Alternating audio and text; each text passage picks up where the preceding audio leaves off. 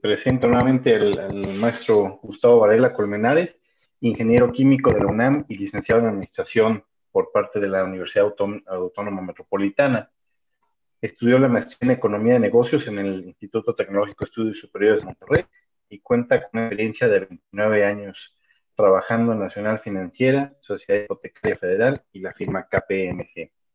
Actualmente se dedica a la consultoría con entidades financieras a través de Bar Consulting y adicionalmente participa en programas de capacitación con ALIDE y AFI. El maestro Varela actualmente imparte la cátedra de Administración de Riesgos en la Maestría de Finanzas en la Facultad de Contaduría y Administración de la UNAM y ha impartido clases a nivel de licenciatura y posgrado en el Tecnológico de Monterrey, Campus Santa Fe, la Universidad Panamericana, la Universidad Iberoamericana y la UNAM en los últimos 18 años. Adelante, maestro. Muchas gracias, Eduardo.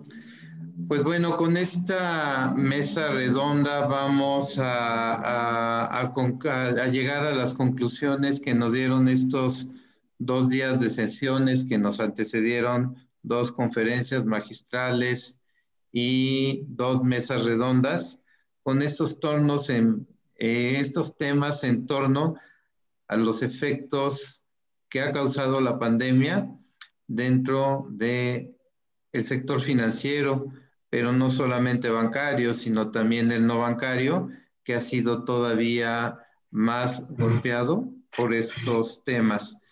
Para ello, en esta mesa, pues nuevamente nos va a acompañar el doctor Esteban Sánchez Pajares, que ya previamente lo habíamos presentado. Entonces, Esteban, nuevamente agradecemos tu participación en esta mesa de conclusión y te cedemos la palabra. Muy bien, pues muchas gracias de nuevo. Yo simplemente por ser lo más rápido posible he puesto lo que he llamado las 12 horas estratégicas del coronavirus, lo que podría ser las respuestas del sector bancario a las exigencias del momento actual, ¿no? Creo que hablábamos de la presencia del Estado, del sector público en la economía y en el sector financiero, y es una de las cosas que nos vamos a tener que acostumbrar a gestionar esos apoyos y, por tanto, gestionarlos no solamente desde el punto de vista de las propias entidades, sino desde el punto de vista de un socio que acaba de nacer para las entidades, que es el sector público. Como decía al final de mi anterior participación, es imprescindible empezar a gestionar el riesgo estratégico, a considerar que el mundo es cada vez más global, que el mundo está sometido a cada vez más, las entidades de crédito están sometidas cada vez más a esas externalidades, a esos efectos externos sobre los que no se pueden controlar y, por tanto, a tener en cuenta dentro de su radar de riesgos a los riesgos estratégicos, geopolíticos, como el primer elemento de gestión del riesgo en las entidades. Los escenarios adversos y muy adversos se pueden repetir. Después de la crisis del 2007-2008 pensábamos que no íbamos a volver a vivir una crisis igual. La crisis del 2007-2008 es una crisis única en la historia. Es la crisis más intensa y más larga de la historia. La crisis del 29, el crack del 29, es la crisis más intensa de la historia, pero fue corta. La crisis del 2007-2008, al menos en el caso europeo, ha sido la crisis más intensa y más larga de la historia. Bueno, pues escasamente 12 años más tarde nos encontramos con una crisis de una intensidad similar a la crisis del 2007-2008. Esto es lo que nos está enseñando a que esos escenarios adversos se pueden repetir y de forma muy, muy constante. Los tipos de interés, las tasas de interés bajas o negativas, las tenemos aquí y probablemente vayan a quedar durante mucho tiempo, porque es una de las grandes medidas de apoyo para salir de la crisis, tanto para las familias como para las empresas. Por tanto, como paradigma de gestión tenemos que huir del balance, tenemos que huir del volumen y tenemos que pensar en rentabilidad ajustada al riesgo, en rentabilidad en función del riesgo que asumimos como elemento de gestión central. En la regulación vamos a ver flexibilidad y presión a la vez. Estamos viendo una flexibilidad por parte de las autoridades, de los supervisores, para tratar de apoyar a las entidades, pero al mismo tiempo esa flexibilidad nos va a durar escasamente 6 meses o no va a llegar a 12. A partir de ahí se va a endurecer porque con un episodio de crisis como el que hemos visto, repitiendo una crisis de esta intensidad en tan poco tiempo, vamos a ver cómo la regulación va de nuevo a presionar. Otro de los elementos centrales para nosotros es la reputación del sector bancario. Al menos en algunas geografías, en algunas jurisdicciones, lo que hemos percibido es que el sector bancario está muy mal valorado por sus clientes. Se le considera probablemente causante de la crisis y es necesario que dé la vuelta a la reputación. Por lo tanto, reputación es una palanca esencial. Claro, esta crisis nos va a generar un montón de activos improductivos que tendremos que sacar de los balances. Por lo tanto, una actividad esencial a la hora de gestionar entidades va a tener que ver con la movilización de activos improductivos. La tecnología, estamos no en una época de cambios, estamos viviendo un cambio de época. La transformación digital es la cuarta revolución industrial que afecta de manera absolutamente transversal a todos los sectores. No estamos hablando de tecnología, estamos hablando de la transformación de los modelos productivos desde la base y eso es una de las cosas que la banca tiene que aplicar. La tecnología para ser más eficiente, la tecnología para relacionarse con los clientes, la tecnología para relacionarse con sus proveedores, en definitiva, nuevos modelos de producción basados en tecnología. Y en esta revolución industrial están naciendo, ya llevan algunos años, esas empresas que hemos llamado fintech, esas empresas que son combinación de finanzas y tecnología, que han podido aparecer como competidores de la banca, pero que en la realidad no lo están siendo, sino que pueden ofrecer unos valores diferenciales, unas formas de organizarse, unos modelos de entender la industria, de entender la forma de hacer negocios que aportan mucho valor en la transformación de las entidades.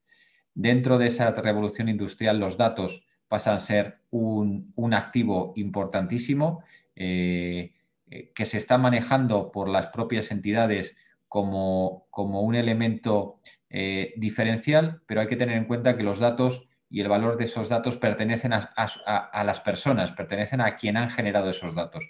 Probablemente ahora se estén usando de manera impropia, nos estemos apropiando de los datos de nuestros clientes y serán los clientes a corto plazo los que hagan uso de esa información para lo que ellos consideren y con quien consideren. Y por último, dos grandes tendencias que tienen que estar presentes en la gestión bancaria, que pueden ser elemento para recuperar la reputación y que son fuente, lógicamente, también de negocio, y son las finanzas sostenibles y la longevidad. Las personas cada vez viven más y en esa longevidad, en ese periodo de vida mayor, necesitan servicios financieros, necesitan servicios asistenciales que la banca tiene que incorporar a su gama de productos. Y por otro lado, las finanzas sostenibles. Estamos viendo que cada vez es más importante de cara a conseguir los objetivos de desarrollo sostenible, que la banca también sea un gran actor en las finanzas sostenibles. Todavía nos quedan algunos años, se están dando pasos por parte de los reguladores para introducir dentro de la gestión bancaria una gestión en la que la sostenibilidad de la economía y del mundo sea protagonista, pero dentro de poco lo vamos a ver también dentro de las prioridades bancarias. Para mí estas serían las 12 horas con las que podríamos y deberíamos empezar a trabajar para vencer al coronavirus una vez que tengamos la vacuna funcionando, que se haya conseguido esa inmunidad de grupo que se persigue, que probablemente, insisto, no creo que lo veamos hasta mediados finales del año 2021.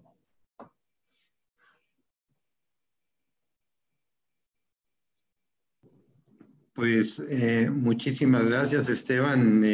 Vaya que estas 12 horas sí es como que toda una parte de puntos a seguir que los directores en las áreas de riesgos, en las partes de planeación y programación financiera, deberían de ver, porque las cosas son en términos globales y verlo en términos de riesgos. Todos estos 12 puntos me parecen muy relevantes.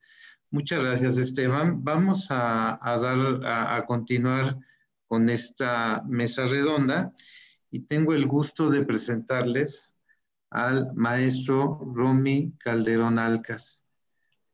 Romy es un economista de nacionalidad peruana con un posgrado en economía en la Pontificia Universidad Católica del Perú y tiene un MBA con mención en finanzas en la Universidad del Pacífico del Perú. En la actualidad se desempeña como jefe del programa de estudios económicos e información de ALIDE. Tiene cerca de 24 años inmerso en el estudio y conocimiento a nivel global de la banca de desarrollo. Ha seguido cursos de especialización en financiamiento impartidos por el Centro de Comercio Internacional de la UNCTAD, el Banco de Desarrollo del Japón y la Asociación Latinoamericana de Instituciones Financieras para el Desarrollo, ALIDE, así como pasantías de entrenamiento en bancos de desarrollo de América Latina y Europa. Es conferencista internacional en foros, reuniones y asambleas de organismos internacionales, PENUMA, AESI, CEPAL, Naciones Unidas, IMCA, BID y de la propia ALIDE, así como en diferentes países de América Latina y Europa, abarcando una variedad de temas relacionados con el financiamiento del desarrollo, banca de desarrollo, políticas y estrategias, pequeñas empresas, desarrollo empresarial y microfinanzas, entre otros temas. Ha publicado diversos artículos y documentos, entre los cuales destaca La banca de desarrollo en América Latina y el Caribe, publicado por la Comisión Económica para América Latina y el Caribe, la CEPAL. Romy, muchísimas gracias por tu participación. Adelante. Muchas gracias, Gustavo. Un saludo a los que me acompañan en el panel, a la gente que me ha precedido. Qué bueno que lo que ha comentado Esteban me sirve de entrada y de alguna manera me da una pista interesante sobre algo que hacia dónde está sesgada mis comentarios y mi presentación, que tiene que ver con lo que es la intervención del Estado y las instituciones financieras del Estado. Precisamente ALIDE, que es la organización que yo represento, agrupa a lo que en Europa se llaman las instituciones de financiamiento de mediano y largo plazo, ¿no? Y en América Latina se les llama Banco de Desarrollo, que acá es una mezcla, en América Latina es una mezcla un poco extraña, no es tan claro el modelo como lo es en Europa. La primera cosa que justamente va con la idea que comentaba Esteban es la presencia del Estado. En situaciones de crisis de esta naturaleza o de cualquier otra, cuando hay una baja en el ciclo económico, cuando los mercados financieros tienden a restringir la derrama de financiamiento, siempre sucede esto que estamos viendo en pantalla. En el 2007-2008, que fue la crisis de ese entonces, y ahora mismo, con algunos datos preliminares, lo que siempre observamos es que los bancos comerciales privados o bien desaceleran sus colocaciones, los montos globales de financiamiento, o bien los reducen. Sus variaciones, sus tasas de crecimiento tienden a ser negativas. En el 2008 fue negativo en este grupo de países que tengo. En todos los países redujeron y los bancos públicos aumentaron. Lo mismo ha pasado ahora en algunos casos. Hay una diferencia fundamental que se explica en parte porque los bancos se vieron obligados, los bancos privados se vieron obligados de alguna manera a tener que seguir algunas de las políticas similares a lo que estaban haciendo los bancos de desarrollo, pero además hay un componente importante detrás. Como mencionaba Esteban, el programa de garantías muy potente que hay en España. En América Latina también se han hecho cosas similares en el Perú con un programa que para efectos del tamaño de la economía, 17.000 millones de dólares es una cantidad muy grande de dinero, que ha sido básicamente para garantías, lo mismo en Brasil, en México, en todos los países donde las coberturas de garantías para los créditos ha pasado a ser el 100%, prácticamente no hay riesgo ahí que asuman los bancos. En otros casos, los bancos comerciales simplemente son como una especie de ventanilla de servicio que le dan el servicio a los bancos de desarrollo que eran de segundo piso y que por cuestiones coyunturales se están colocando directamente donde el servicio de primer piso se lo dan los bancos de primer piso. Entonces, esta es la figura que siempre se da en estas circunstancias. Adelante, por favor.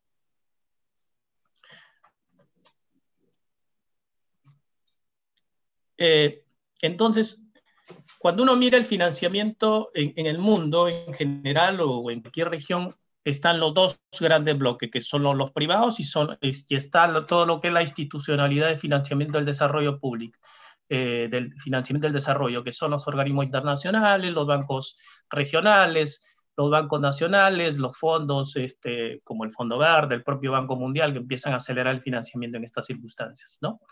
Estos bancos no son poca cosa en el mundo, ni siquiera en la región, representan alrededor del 11% en tamaño de cartera, activos y en lo que es financiamiento de la inversión.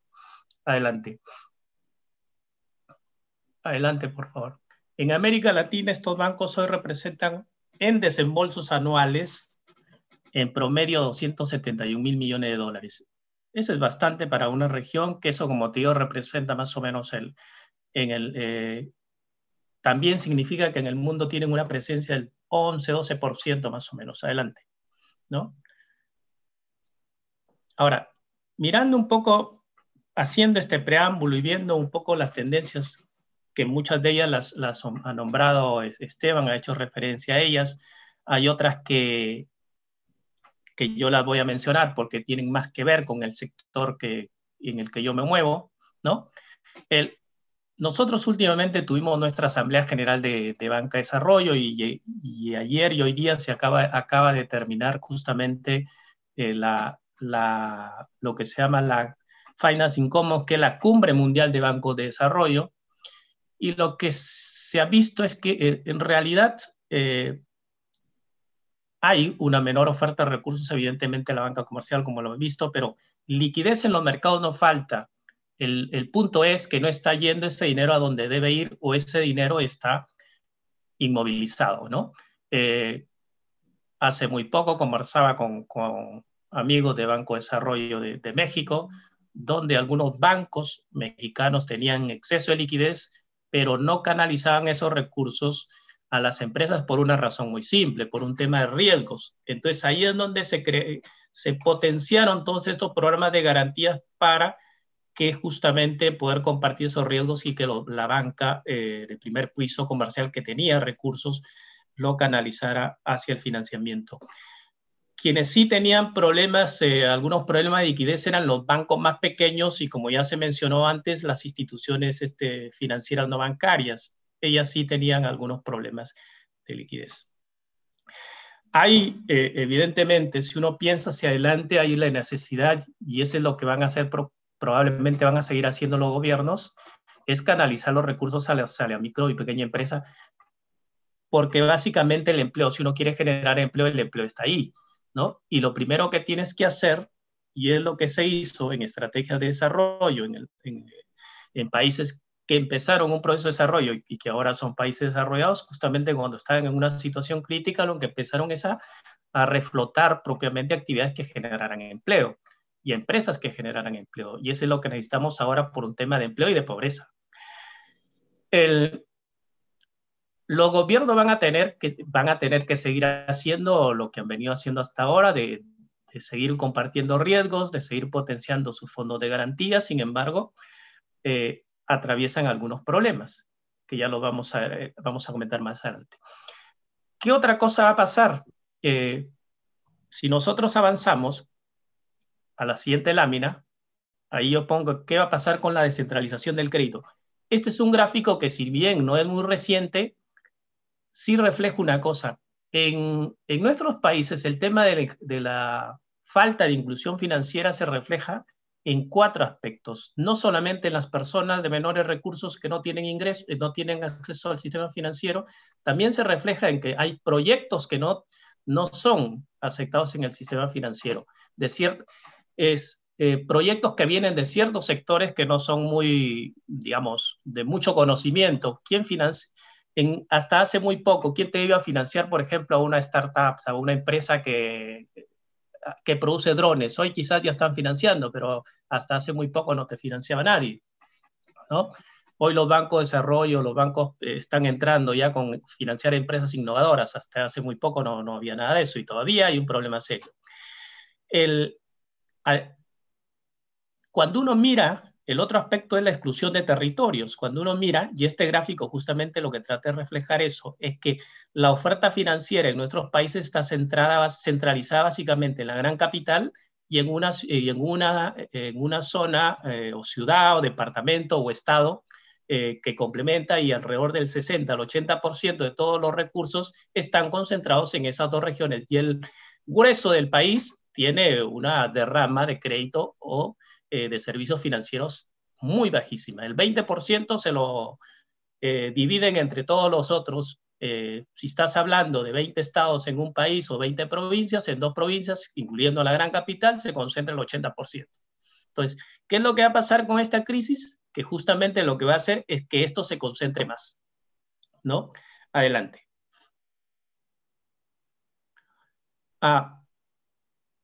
Lo mencionaba Esteban sobre el tema del financiamiento para los proyectos verdes y relacionados con el cambio climático. Justamente cuando escuchaba, por ejemplo, en Europa lo que está haciendo el Banco Europeo de Inversiones, que ya no van a financiar ningún proyecto que tenga que ver con petróleo, ¿no? Ningún proyecto que tenga que ver con eso de complicar o malograr el medio ambiente. Igualito, los nuevos enfoques que hoy están promoviendo el Banco Mundial, el BID, es que el crecimiento, la recuperación tiene que ser una recuperación sostenible. Además, hay una tendencia y una exigencia cada vez en los mercados a incorporar en lo que es el tema financiero los aspectos de los criterios ESG.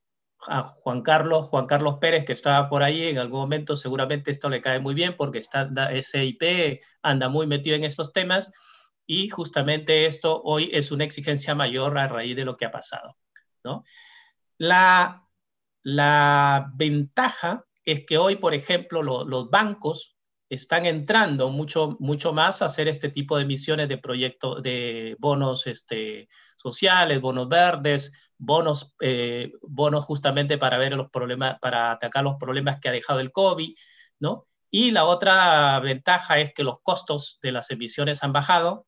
Veía por ahí un caso último de un banco de desarrollo peruano que estaba pagando por unos bonos emitidos hace unos 2 años como 5.70%, y ahora con la nueva emisión que hizo está pagando 2.48%, o sea, menos del 50% ha reducido sus costos de unos bonos que tenían redención en 7 y en 2 años. Entonces eso reduce los costos también y les permite captar dinero mucho más barato para emprender estas necesidades que van a tener para rato. Ahora, quizás soy redundante ahí en esto que ya se ha dicho, y que es la preocupación en los bancos, obviamente, porque se relajó la cuestión de regulación para no, al renegociarse o diferirse los créditos, que no empeorara la calificación de los créditos de los clientes. Eso, como ya se mencionó, el próximo año quizás se vuelva a la normalidad, y no solamente que se vuelva a la normalidad en ese aspecto, sino que también ahí realmente se van a ver los problemas que tienen las empresas y que obviamente no van a poder algunas de ellas pagar, y van a requerir ahí sí renegociaciones de más largo plazo y todo, ¿no? El otro aspecto que es muy importante es el tema que hemos visto, que es el de la digitalización de los servicios financieros.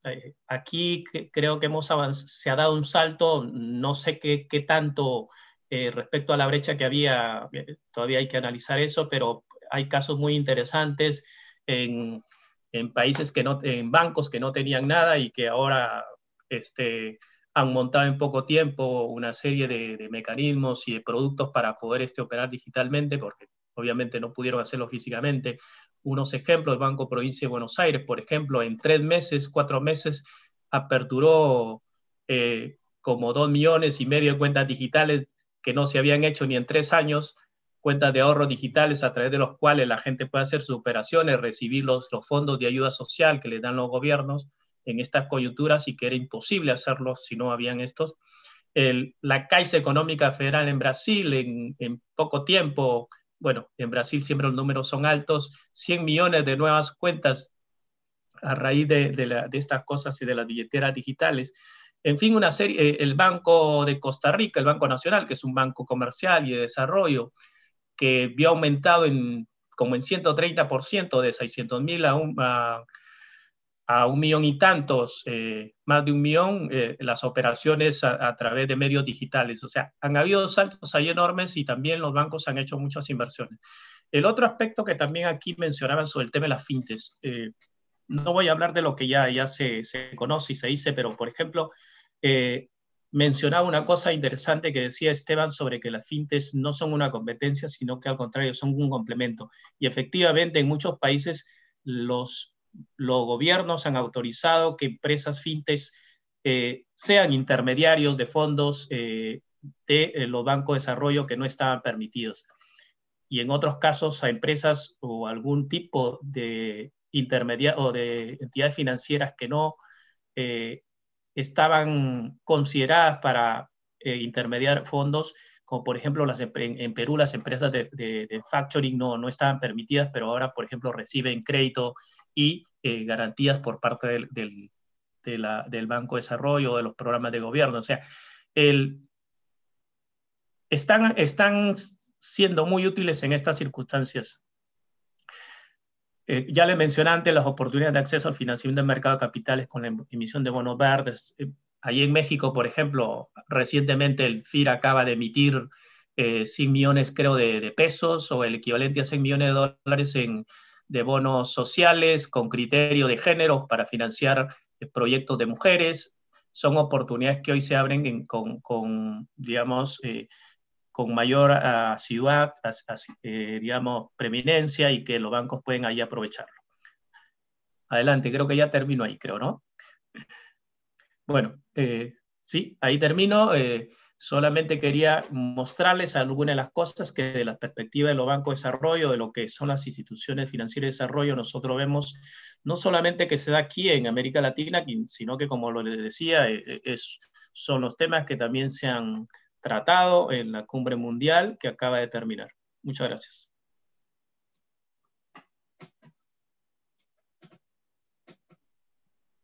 Muchísimas gracias. A continuación, le cedo la palabra a la doctora Eugenia Correa Vázquez. Permítanme un segundo, por favor.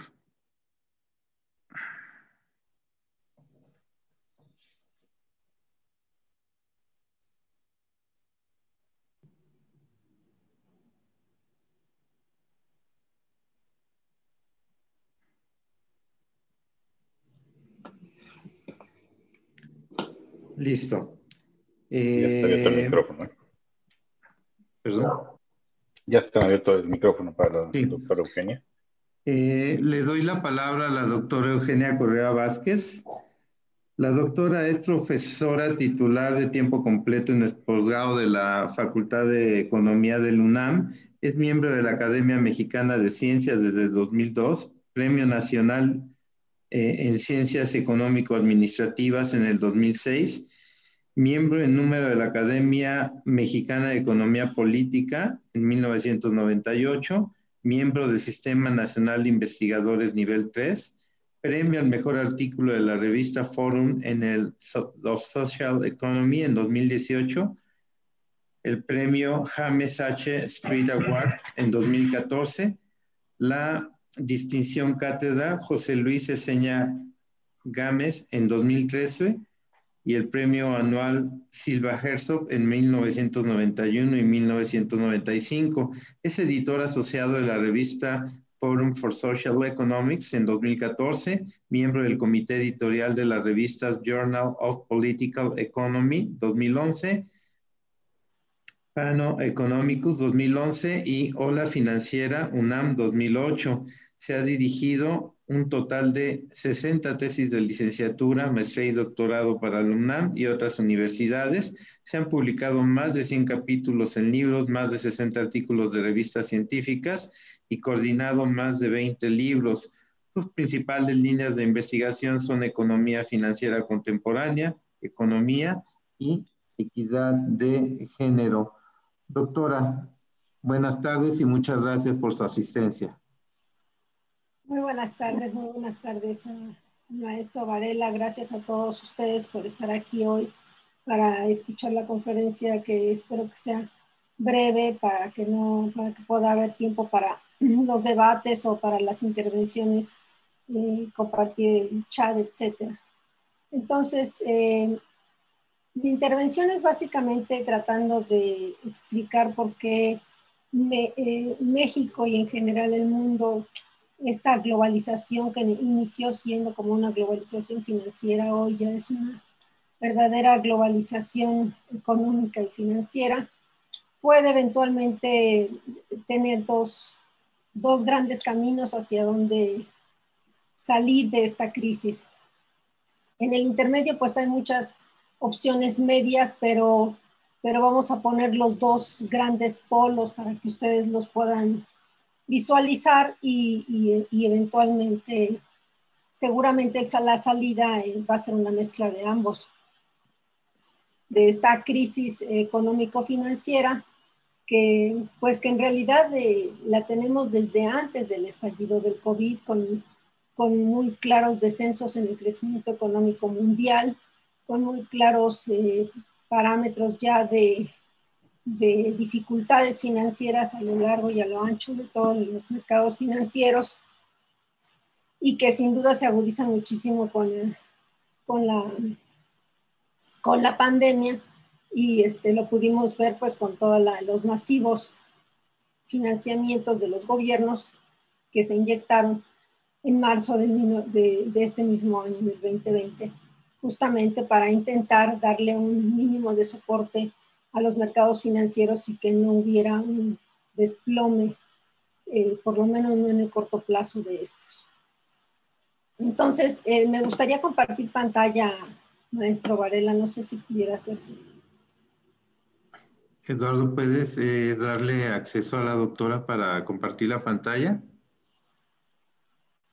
Sí, con todo gusto, dame un minuto. De hecho, está abierto el acceso. ¿Está abierto el acceso? Perfecto. Sí. Entonces, vamos a compartir pantalla.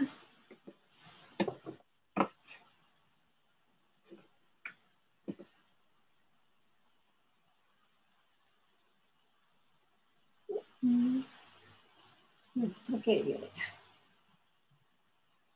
Mi presentación en esta ocasión trata de ser bastante sencilla para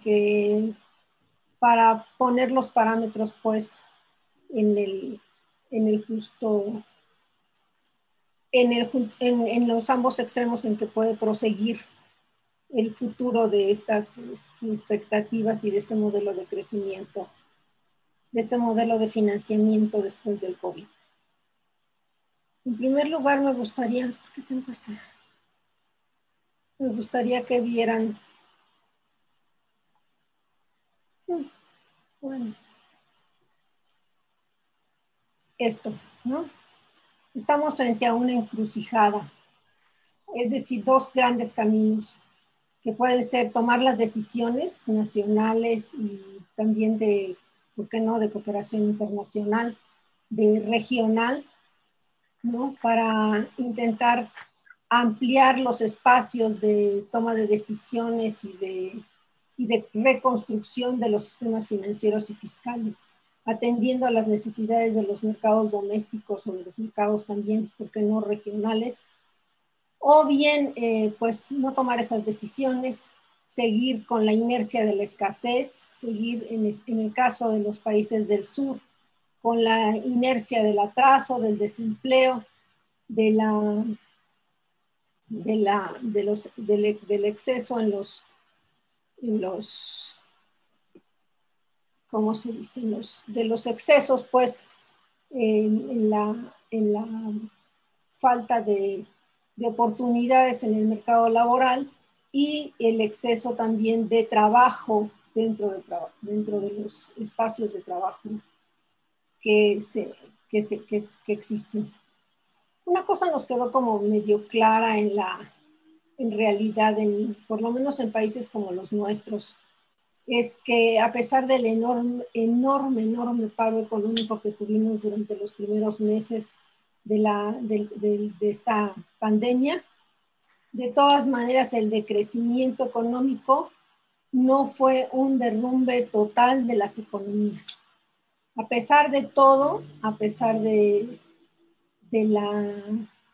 esa inercia del confinamiento, de todas maneras fue posible mantener un mínimo de actividad económica, lo suficiente como para que la caída no fuese del -20, fue del -10, bueno, para los países de América Latina es muchísimo, pero de todas maneras, lo que quisiera decir es que casi viene a probar una situación como esta, el hecho de que podríamos en las sociedades actuales trabajar menos horas de trabajo, contar con mejores condiciones de trabajo en general, especialmente para las mujeres, pero en general, hombres y mujeres, contar con mejores condiciones de trabajo, disminuir las jornadas laborales y de todas formas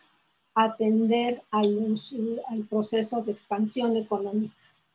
Y especialmente lo vemos ahora con toda esta incorporación de la ciencia y la tecnología y lo que sería la inteligencia artificial en todas las actividades económicas a cual más. Entonces, una cosa sí llama la atención y lo quiero subrayar porque van a decir que soy una grisóloga. Sí soy grisóloga, pero en esto soy muy optimista.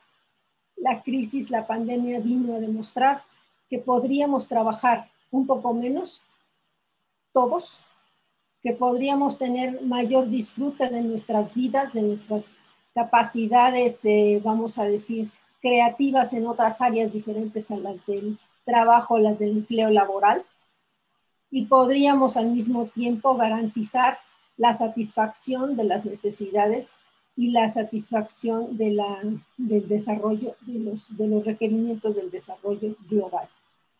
Sí. Esto, vuelvo a decir, para mí es notable, es un área de investigación, tenemos que seguir explorando con una cuantificación muchísimo más detenida de lo que esto puede significar, pero soy muy optimista al pensar que el resto del siglo XXI nos dará la oportunidad de que puede darnos la oportunidad de que la humanidad viva un poco mejor con un poco menos de trabajo. Al menos no a la forma en que trabajamos en los países en desarrollo, que como ustedes pueden ver las estadísticas mundiales, pues México y muchos otros países en desarrollo son los que acumulan mayor número de horas trabajadas a la semana. Dicho esto, veamos dos caminos en esta encrucijada, dos grandes caminos, en medio de lo cual hay muchísimas otras veredas, que es o reconstruir un sistema financiero y fiscal doméstico o regional que atienda las necesidades de financiamiento y de expansión de la expansión de la actividad económica y de expansión de los servicios para el bienestar, o bien continuar con esa inercia del desempleo, de la escasez, de que no hay suficientes recursos, de que nunca hay suficientes fondos para la inversión. Yo creo que a estas alturas, y hablando específicamente con colegas dedicados a los mercados financieros, pues casi nadie hablaría de la escasez de fondos financieros. Cuando vemos que el crédito total en el mundo pues es 6, 8 veces mayor que el Producto Interno Bruto de todo el mundo. No, es difícil decir que hay escasez de fondos. Tampoco podemos decir que esos fondos necesariamente son terriblemente costosos para los países, si en realidad pues las tasas de interés han tenido que bajar a niveles, como ya lo sabemos, incluso negativos. Entonces es difícil poder seguir subrayando una idea de que hay escasez, cuando en realidad lo que tenemos es una hiperabundancia de fondos financieros en los mercados buscando colocaciones rentables más allá de las tasas negativas de interés que predominan en el mercado. Para el caso específico, yo quisiera hablar, ya lo sé que es de salirme del mundo e irme a Pachuca, ¿verdad? Como siempre, algunos de mis alumnos me dicen, les estoy explicando las finanzas internacionales y me levantan la mano y me preguntan, oiga doctora, pero ¿y en Pachuca qué va a pasar? Entonces, pues ya voy a cometer el mismo error y les voy a decir, veamos el caso de México en este concierto financiero mundial, que sabemos que México es bastante marginal en términos de lo que son los grandes flujos de capital, en términos de lo que son el propio sistema financiero y fiscal nacional, es bastante marginal para la gran mayoría, para todo el mercado internacional, lo cual no quiere decir que sea marginal para algunos de sus principales actores, ¿no? Porque sabemos muy bien que México no es marginal para BBVA, porque sabemos muy bien que la expansión de BBVA en México es incluso tanto o más importante que su posicionamiento de mercado que el que tiene en la propia España. Entonces, esto no aplica a actores en lo particular, pero sí aplica en lo general. Somos una economía marginal en el sistema financiero internacional y en realidad toda América Latina, si me apuran ustedes, porque no representa todo el valor del crédito de América Latina, pues no representa más allá del 6-8% del crédito mundial. Entonces tampoco es que América Latina tenga un peso específico tan significativo como lo tienen pues muchas otras economías, especialmente los mercados financieros anglosajones. Pero yéndonos a México y para combatir esta idea de que estamos limitados con un techo fiscal que nos impide enfrentar con toda la fuerza, como lo han hecho otros países, el tema del COVID, tengo que decirles que en México pues mantenemos un atraso y un rezago financiero muy importante. ¿Sí? México, los propios Estados Unidos, a partir de la crisis, de haber tenido un gasto público en 2019 alrededor del 35% de su producto, hoy en día en el 2020 es posible que alcance a ser incluso hasta el 50%. ¿Por qué? Por todo lo que se está invirtiendo, bueno, todo lo que se está gastando justamente en darle soporte a la crisis financiera y dar soporte a los programas sociales para combatir el COVID. Y vean ustedes cómo la deuda per cápita en los Estados Unidos pues ya es de 82 millones de dólares. Se dice rápido, pero es una deuda per cápita pues muy superior a la deuda per cápita mexicana, que es de 57,000 pesos,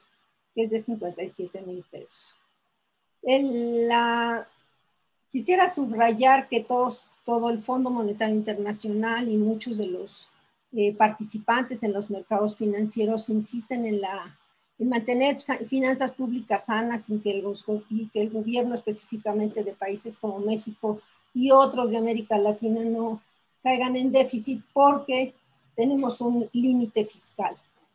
Y yo quisiera decirles pues que no hay tal límite fiscal, que si el gobierno de México, como el de muchos otros países, no aumenta y rápidamente además el endeudamiento interno, no externo, el endeudamiento interno, no solo no se va a salir de la crisis, sino que no solo no vamos a tener dificultades de crecimiento económico, sino además no va a haber serias dificultades para retener a los capitales nacionales, porque pues no va a haber instrumentos en los cuales expandan sus carteras, sus portafolios, sus inversiones, ¿sí? Porque no está creándose la suficiente deuda gubernamental para la expansión de estas carteras.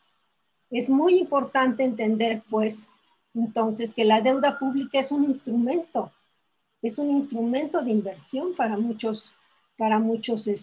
la formación de carteras en los mercados financieros. Y si el gobierno no quiere gastar, no quiere generar deuda pública, ok, lo que va a pasar es que los que necesiten manejar sus carteras la van a manejar con valores, con títulos del extranjero. Títulos del extranjero que, bueno, pues pueden ser de alto rendimiento o de corto rendimiento, pero que no conllevan una promoción del financiamiento nacional y por lo tanto no generan esa dinámica de inversión y de crecimiento del empleo que se requiere en nuestro país. No tenemos ese techo fiscal o financiero que se pretende, es una creación artificial, completamente artificial de los tesoreros y de los tesoreros de México, de los secretarios de Hacienda, vamos a decirlo así, y específicamente de los organismos financieros internacionales, porque la deuda pública respecto del producto, la deuda interna, representa apenas el 30% del Producto Interno Bruto. Podríamos tranquilamente duplicar esa deuda interna, tranquilamente duplicarla, sin llevar a ninguna, vamos a decir, a ninguna conmoción al mercado financiero doméstico y muchísimo menos al mercado financiero internacional, si estamos viendo que somos bastante marginales en relación al mercado financiero internacional. Podríamos duplicarla. ¿Qué es lo recomendable? Sí, aumentar esa deuda. Duplicarla de un día para otro, pues en ningún país y en ninguna parte de la historia se ha hecho de un día para otro. Se ha hecho aceleradamente en 4 o 5 años cuando los países están en guerra. Por ejemplo, en la Segunda Guerra Mundial lo podemos ver muy claramente. O incluso en la anterior gran crisis de 2007-2008, donde lo pudimos ver en las economías anglosajonas que realmente llevaron a un aceleramiento muy importante del endeudamiento público. Pero lo importante no solamente es endeudarse, sino saber en qué gastarlo, ¿sí? Y esto es muy fácil de entender si nosotros, pues, somos empresarios. Si somos empresarios, nos damos cuenta perfectamente que no es posible ampliar nuestras inversiones si no tenemos los recursos y el financiamiento necesario para hacerlo. Bien sea de la pequeña y mediana empresa o bien sea para las grandes empresas, todas necesitan crédito para expandirse. Nada más que deuda es una mala palabra y crédito es una buena palabra cuando en realidad son lo mismo, ¿sí? Porque crédito es justamente lo que necesita el gobierno mexicano para iniciar una campaña de expansión muy importante, de expansión de las inversiones, muy importante de expansión del empleo productivo, ¿sí? Y no se trata, por supuesto, de ampliar las inversiones para írselos a gastar a Las Vegas. Muchos me van a contestar, pero es que, doctora, los gobiernos corruptos, entonces, bueno, yo estoy de acuerdo, o sea, los gobiernos corruptos hay que combatirlos con la justicia en la mano. Pero no porque tengamos gobiernos corruptos vamos a dejar de gastar. Eso no podemos hacerlo, ¿sí? Es como yo les digo a mis alumnos, pues si se ahogó el niño en el pozo, ¿qué hacemos? ¿Cerramos el pozo o matamos a todos los niños? Entonces, aquí hay que seguirse endeudando, aquí hay que seguir ampliando la capacidad productiva a través de la inversión pública, a través de la banca pública, a través de la banca de desarrollo, ¿sí? a través de banca regional o banca mixta, y también nos hace mucha falta la banca mixta, la banca regional, ¿sí? Y por supuesto, todo ese crecimiento de la deuda, en el momento en que tenga esa vigilancia social y esa supervisión y esa regulación suficiente y que esté conllevando problemas de corrupción, pues lo que hay que hacer no es detener el financiamiento, lo que hay que hacer es detener a las personas y ponerlas en la cárcel. O sea, desde la crisis de 1982 venimos discutiendo este tema, desde la crisis de 1994 con el Banco de México, pero nunca han querido llevar a la cárcel a los banqueros corruptos o a cualquier otro empresario corrupto, ¿sí? No, ni siquiera nada más a los banqueros, cualquier otro corrupto, ¿sí? Que haya estado haciendo mal uso de los recursos o bien de sus ahorristas, en el caso de los bancos, o bien evadiendo impuestos, o bien evadiendo regulaciones de cualquier tipo. Pero sí quería que vieran las cifras de México porque no hay tal techo fiscal. ¿Sí? Claro, me van a decir ustedes, pero es que no hay suficiente captación, necesitamos una reforma tributaria. Pues sí, les voy a decir, sí, claro que sí necesitamos una reforma tributaria. ¿Sí? Pero lo primero que necesitamos es que el gobierno gaste y gaste bien para que permita que la reactivación económica nos lleve a captar más impuestos. Conforme el gobierno gasta menos, capta menos impuestos. Y ese es el problema que enfrentan las finanzas públicas justamente ahorita en el 2020. La enorme contracción económica trajo consigo, por supuesto, una enorme contracción de la captación tributaria. Y si el gobierno insiste en mantener las finanzas públicas así llamadas sanas, que para mí son enfermas, pero si se decide mantener esas, entonces lo único que va a hacer es recortar más el gasto. Todos los anuncios, y lo pueden corroborar en la prensa o en donde ustedes quieran, cuando un gobierno, no solo el de México, cualquier otro, anuncia que va a haber recorte tributario, inmediatamente las expectativas de crecimiento del Fondo Monetario Internacional y de cualquier otro organismo caen. Inmediatamente todos los modelos empiezan a señalar que hay menores expectativas de crecimiento económico. Cuando el gobierno anuncia que va a disminuir el gasto público, inmediatamente las calificadoras buscan revisar sus expectativas y eventualmente disminuir las calificaciones de algunos de los instrumentos. Entonces, cualquier disminución del gasto público, y en este caso en el 2020, por pretender mantener un gasto al nivel de los ingresos tan contraídos, lo único que nos va a llevar es a volver a contraer el crecimiento el año que entra y volver a contraer la captación tributaria. Y por supuesto, esto es un círculo vicioso, muy vicioso, que nos lleva realmente al sótano de la depresión económica. Ya casi para terminar, ya sé que no les gusta lo que digo, pero no me importa.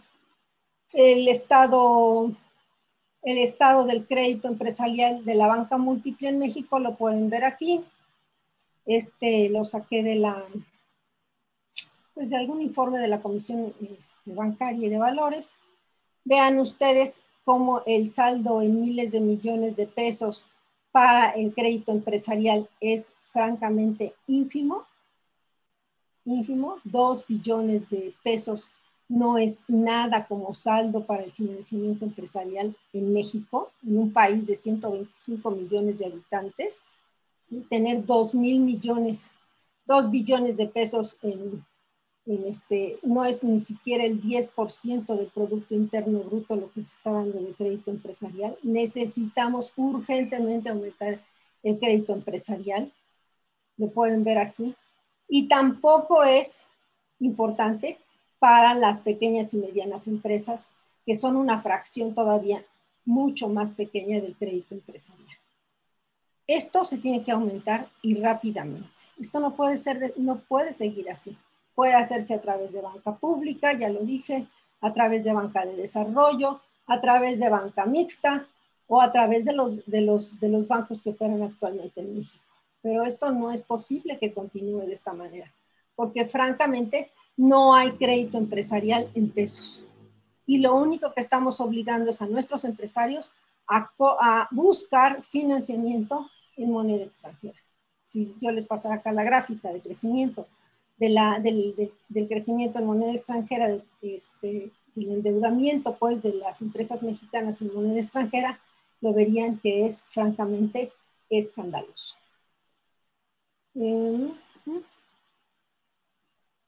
Sí.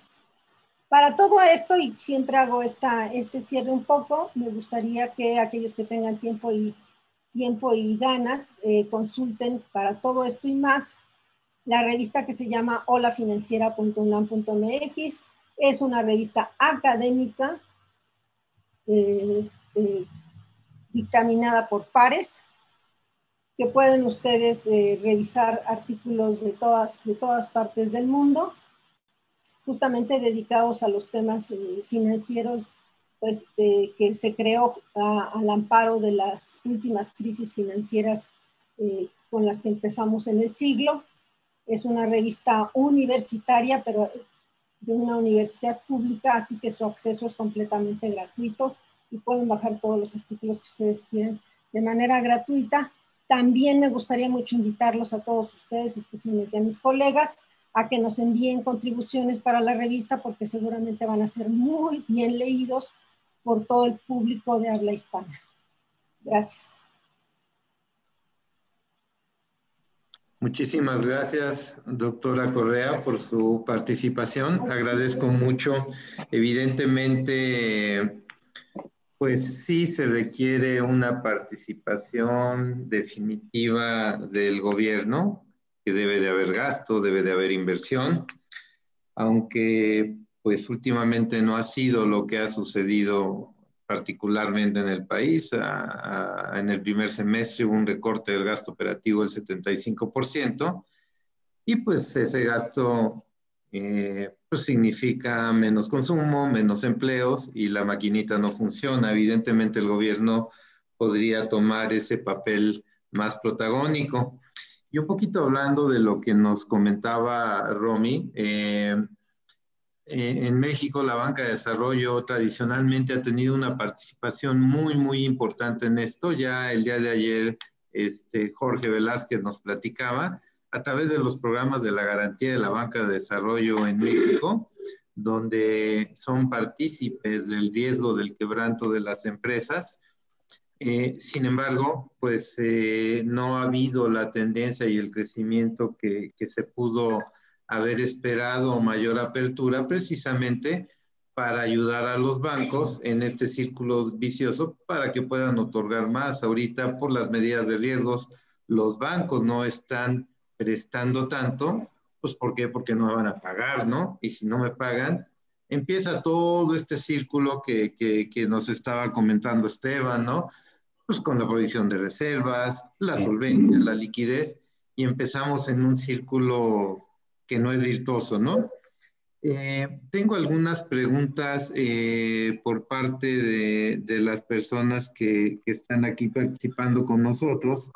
Me estaba preguntando Enrique Esparza, que fue mi primer jefe en Nacional Financiera.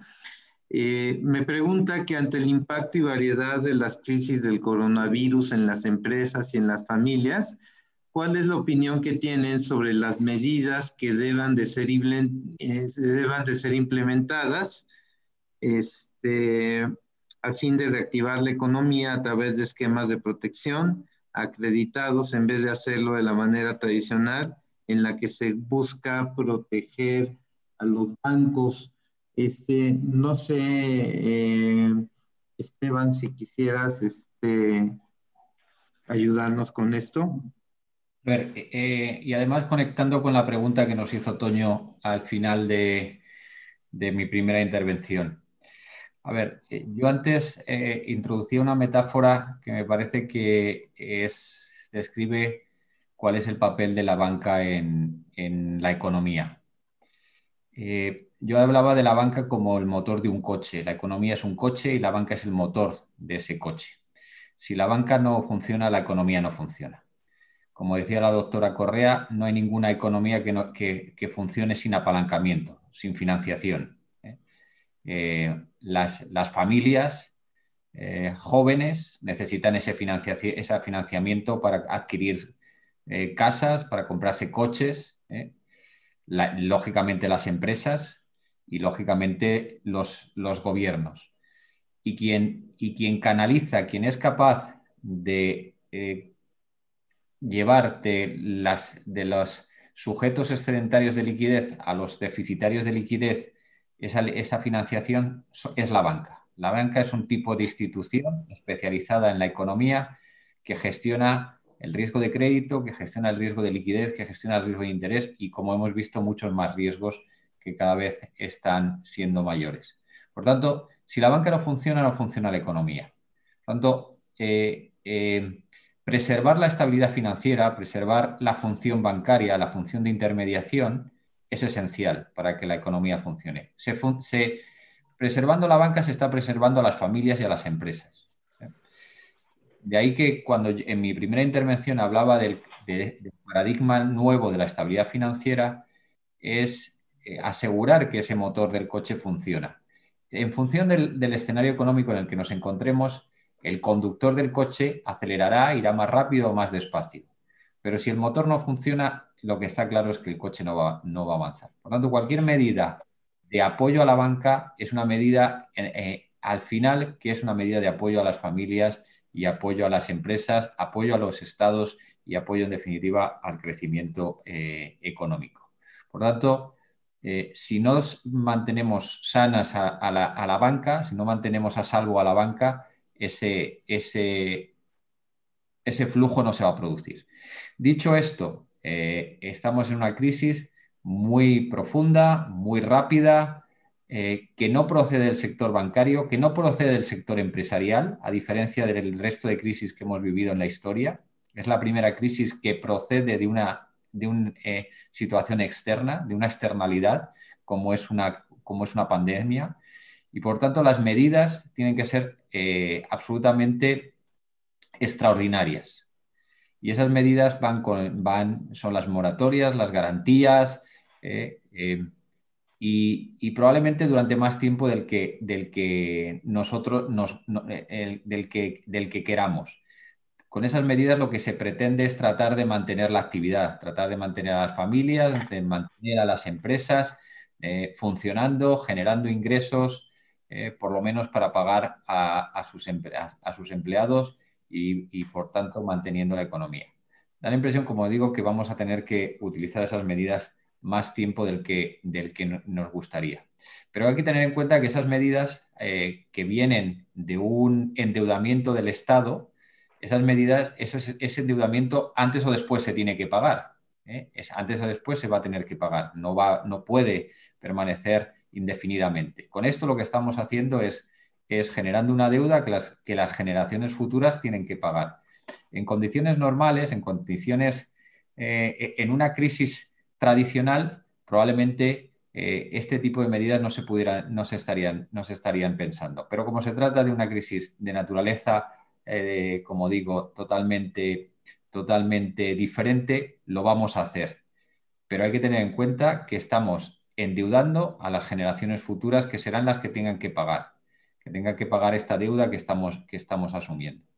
Y esta deuda no se va a poder pagar más que a través de... Y yo no soy un macroeconomista, soy un economista de empresa, pero creo que los macroeconomistas en este caso hablarían de a través de un incremento de la productividad a largo plazo que se tiene que dar y a través de un multiplicador del gasto público suficientemente elevado como para generar unos ingresos fiscales superiores al coste de la deuda. Es decir, por cada unidad, por cada peso que se gaste, tenemos que ser capaces de generar unos ingresos fiscales superiores al coste, a las tasas de interés que tenemos que pagar por ese peso con el que nos estamos endeudando.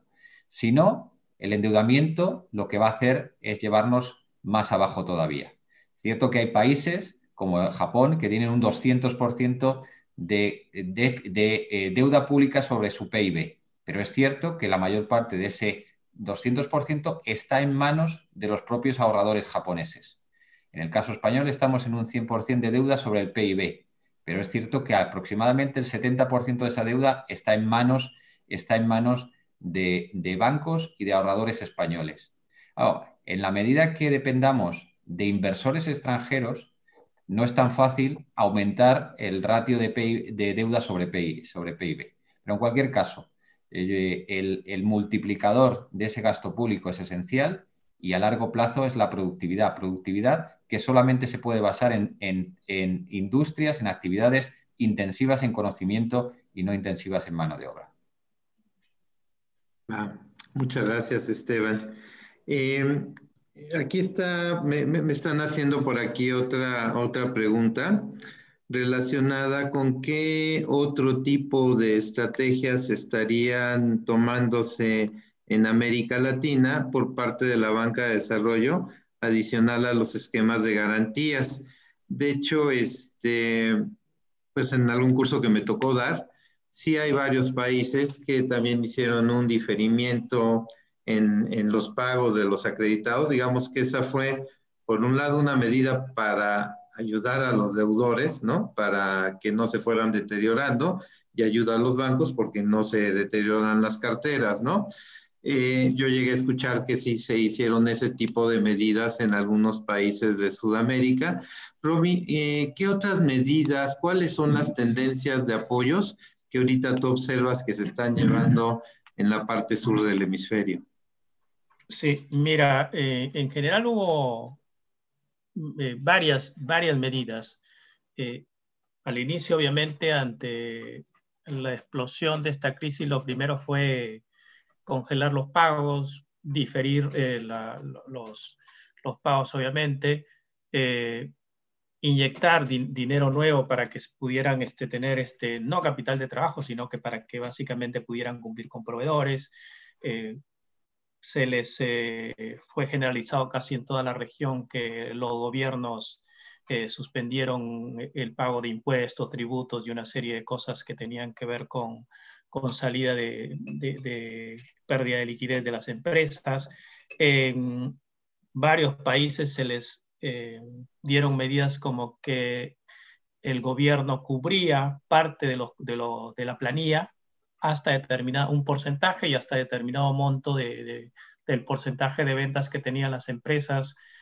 Posteriormente, lo que se han ido ya creando son programas, ya no pensando, inicialmente fueron programas para facilitar básicamente la liquidez. Luego han sido ya programas para ayudar a la reactivación de estas empresas, porque como se empezaron a abrir ya se empezaron a abrir las actividades, entonces las empresas estaban sin capital de trabajo, entonces se les empezó a dar capital nuevo, préstamos nuevos, justamente para poder afrontar sobre todo para capital de trabajo en un inicio, porque era lo esencial. Ya después, algunos ya están pensando básicamente, y ahí viene la parte del endeudamiento que tienen que hacer los países, de levantar capital de más largo plazo para poder ya financiar lo que es inversión. Porque obviamente en esta coyuntura lo que más se ha resentido ha sido el capital para inversión y más ha ido para el corto plazo para atender lo más urgente.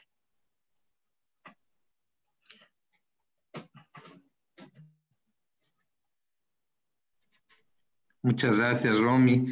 También por aquí me pregunta Jess. Ante esta pandemia, los empresarios no están renuentes a adquirir deuda o créditos debido a la nula condonación de algunos impuestos. Digo, a mí en lo particular, como microempresario, por ahí había unos créditos, creo, de 25,000 pesos que no me alcanzan para pagar un bimestre de seguridad social. O sea, no sirve para nada un apoyo de ese tipo. Nada que ver con lo que acaba de comentar Romy. ¿Cuál es su opinión con relación a esto, doctora?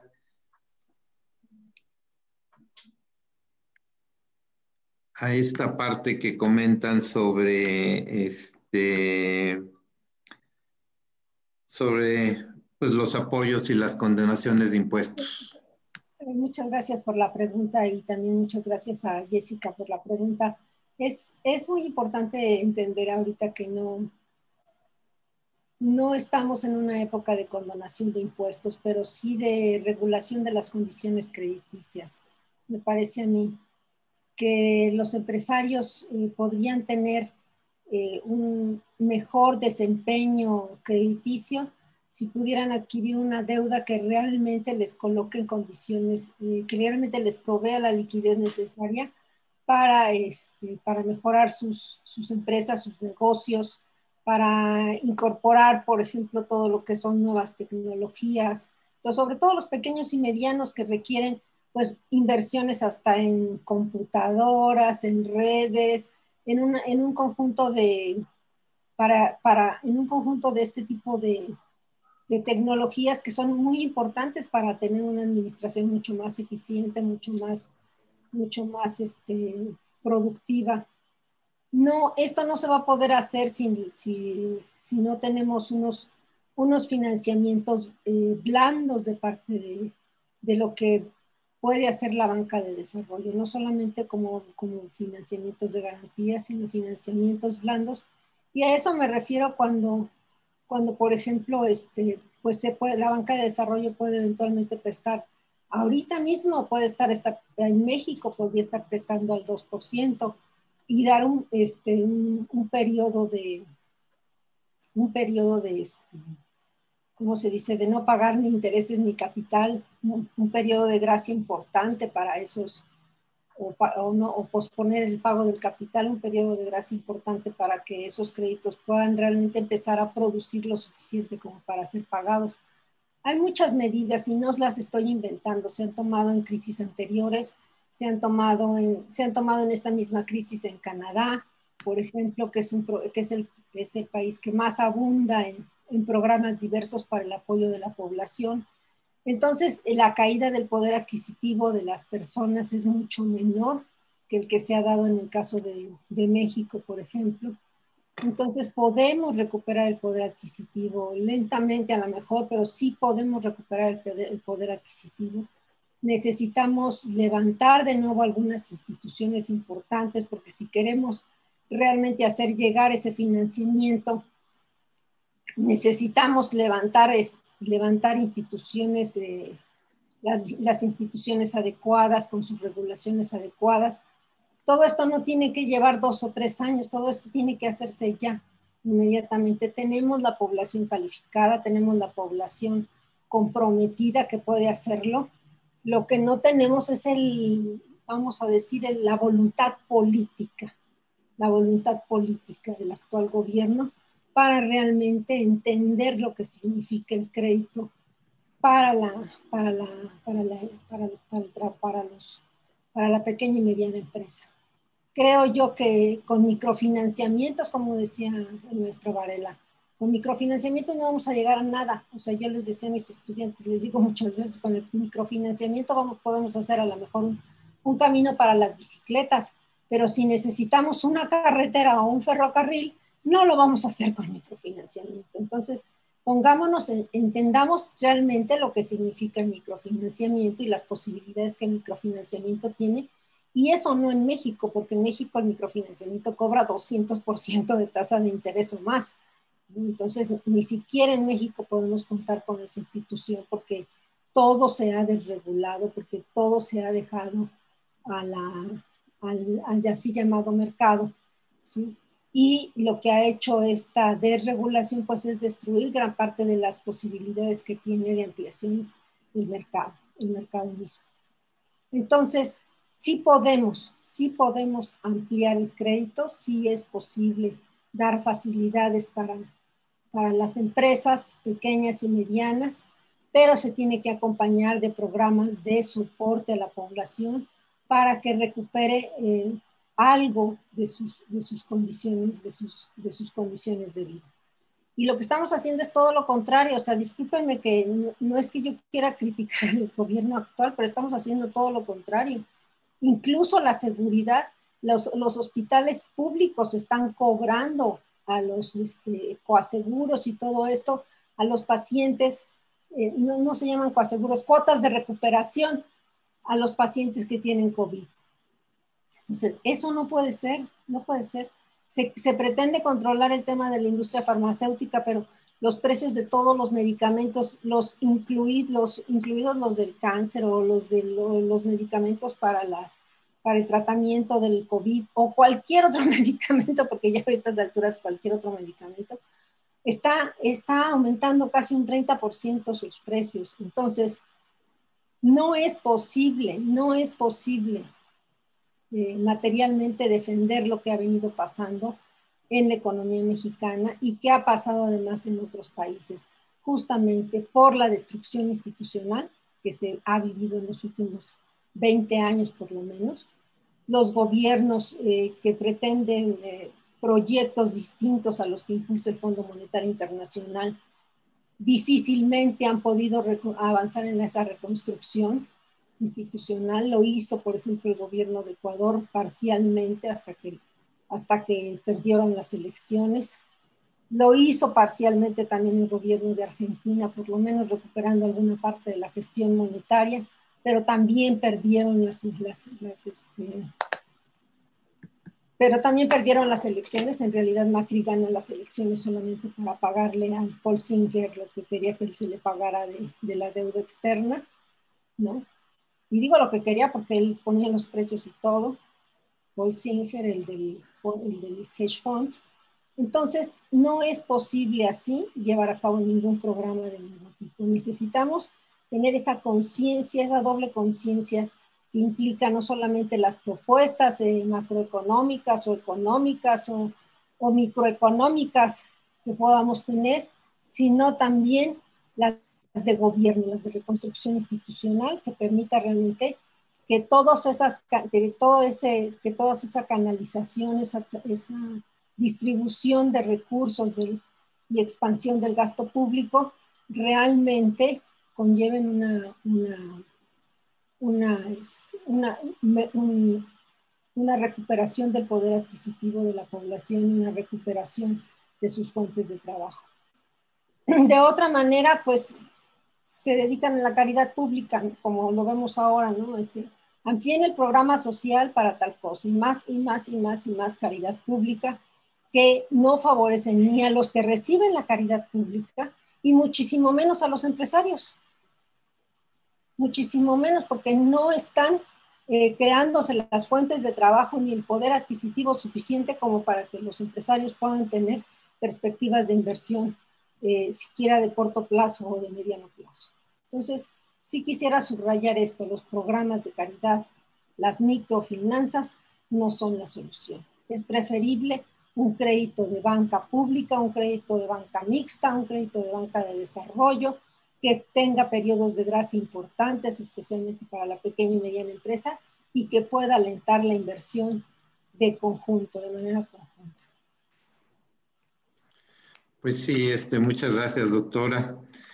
Pues bueno, con esto vamos a dar por terminado nuestro congreso. Durante estos 2 días, con 2 conferencias magistrales y con 3 mesas redondas, realmente abarcamos una serie de temas muy importantes que ahorita a todo el sector financiero como conjunto, más a los no bancarios o a los bancos pequeños, pues sí los tiene un poco en jaque. Este miedo a estar otorgando más créditos por el peligro de un deterioro de cartera, que me puede llevar a problemas de liquidez, me puede llevar a problemas de solvencia. Entonces, toda esta parte de poder integrar adecuadamente la regulación, los programas de la banca de desarrollo, los programas de gobierno, la reactivación económica, pues serán los retos que tendremos todos como ciudadanos, todos como integrantes del sector financiero, porque evidentemente es un motor de la economía, ya lo decía Esteban, ¿no? Es como el motor de un coche. Si no funciona, pues, pues no funciona todo lo demás. Damos por clausurado el evento. Agradezco mucho la participación a los ponentes en esta última mesa. Esteban, un honor. Romy Calderón, muchísimas gracias. Doctor Eugenia Correa, muchísimas gracias. A todos los que nos apoyaron en estos 2 días, a nombre de VAR Consulting, agradezco mucho su atención. Cuídense mucho, hay que cuidarnos mucho en estos tiempos y espero que nos veamos muy, muy pronto. Muchísimas gracias y buenas noches.